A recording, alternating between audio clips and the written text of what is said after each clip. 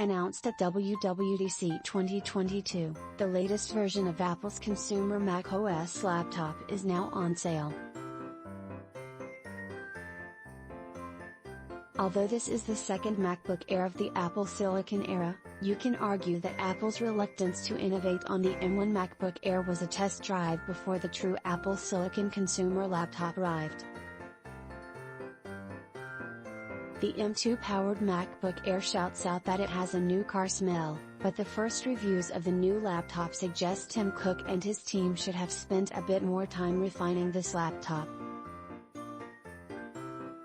Apple supplied a number of hand-picked reviewers with MacBook Air models ahead of the public release today. Let's look over their thoughts to find out more about the M2 MacBook Air. That new car smell comes in the form of a new design language, or at least a new language for the MacBook Air. The primary cues, from the flat surfaces, slightly boxier corners, and larger screen, and yes, the inclusion of a notch to house the webcam, have all been seen in the 14-inch and 16-inch MacBook Pro models launched last year.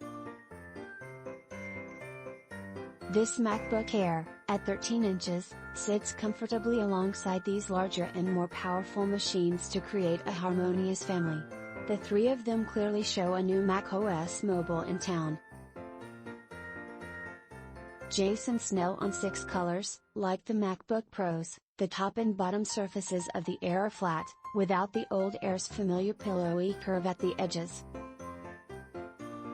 The MacBook Air's defining design feature, a wedge shape, it was thinner at the front and thicker at the back, is also gone. This MacBook Air is thin all the way through.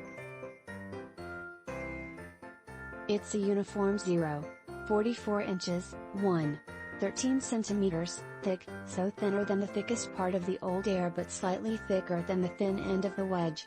The result is a laptop that's a little lighter and takes up less volume than the previous Air did.